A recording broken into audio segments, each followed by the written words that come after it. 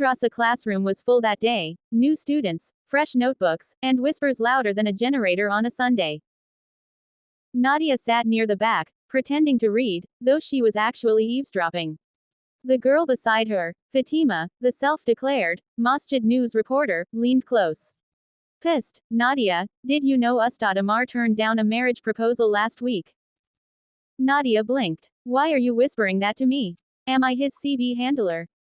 Fatima giggled. Just saying. He said he's waiting for the right person with a sincere heart. Nadia rolled her eyes. That could mean anyone, even the lizard from last week. Ammar entered just then, and the class instantly transformed into angels. Everyone straightened their hijabs and sat as if they were auditioning for a Pious Student of the Year award. Ammar smiled. Assalamu alaikum, everyone. Wa alaikum salam, the class chorused in their most innocent tones.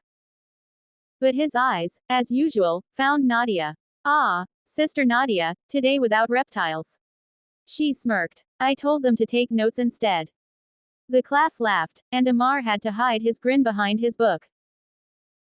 Halfway through the lecture, as Ammar spoke about repentance and mercy, a tall, stylish sister entered the hall, her perfume announcing her before she even spoke. Nadia froze. No, it couldn't be. The sister scanned the class, and her eyes stopped right on Nadia. Nadia, she said aloud. Nadia Ahmed. The room fell silent. Nadia's pen slipped from her fingers. Her voice shook slightly. You must be mistaken. The woman frowned. No, I remember you. From that place in. Excuse me, Ammar interrupted smoothly, his tone calm but firm. Sister, please take a seat. We'll talk after class, insha'Allah. The woman hesitated, then obeyed. But the air had already shifted, heavy with curiosity. After class, while everyone whispered theories, maybe she's a celebrity. Maybe FBI. Maybe an ex-criminal turned Hafida, Nadia packed her bag quickly. Ammar approached quietly. You okay? She forced a laugh. Of course. Totally fine. Just a random identity crisis in front of 50 people. He chuckled softly. You know, you don't have to joke when you're hurt. She paused, then smiled faintly. And you don't have to look at me like you're reading a hidden chapter. Maybe I am, he said, his tone teasing but gentle. The kind that starts sad but ends beautifully. Careful, Ustadh, she said, narrowing her eyes playfully. You sound like a motivational poster. Then I hope it's one you'd hang on your wall, he replied with a grin. She shook her head, trying not to smile, but deep down, her heart fluttered in a way she hadn't felt in years. That night, Nadia stared at her reflection. Her past was catching up. Her mask of innocence, the polite smiles, the jokes, the made-up stories, was cracking. She whispered to herself, I can't let him know. Not yet. Meanwhile, Ammar sat at his desk, tapping his pen thoughtfully. Who was she really? And why, when she smiled through pain, did his heart feel like it was making dua for her without permission? By the next day, the madrasa had officially turned into FM 99.9, your number one source for community gossip. Sister Ruqayya was whispering to Sister Halima, who whispered to Brother Kareem, who definitely shouldn't have been part of the conversation, but somehow he knew every detail already. And the rumor, Nadia Ahmed has a secret past. Nobody knew what that meant, but they said it with the confidence of people who'd seen the CCTV footage. Ammar walked in, and instantly, the chatter died down. He noticed it. Everyone looked innocent, too innocent. He sighed. If silence had a sound, it would sound exactly like guilt. The students chuckled nervously. Then he saw Nadia. She was sitting near the corner, scribbling something in her notebook with the focus of someone trying to pretend she wasn't about to cry or bite someone. After class, he called softly, Sister Nadia, can we talk? She turned, half smiling. If this is about the rumor that I'm secretly a spy, I promise I'm only spying on snacks. He chuckled. No, I just wanted to check in. You seemed distant. She sighed. It's fine, Ustadh. I'm used to people making up stories about me. It saves them from asking questions they don't want real answers to. He nodded slowly, admiring her honesty. But before he could reply, Fatima, the class news reporter, appeared out of nowhere. Ustadh, is it true you told Sister Nadia to see you after class?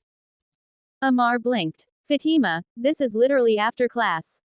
Nadia smirked. She means, for interrogation or engagement. Ammar coughed, startled. Neither.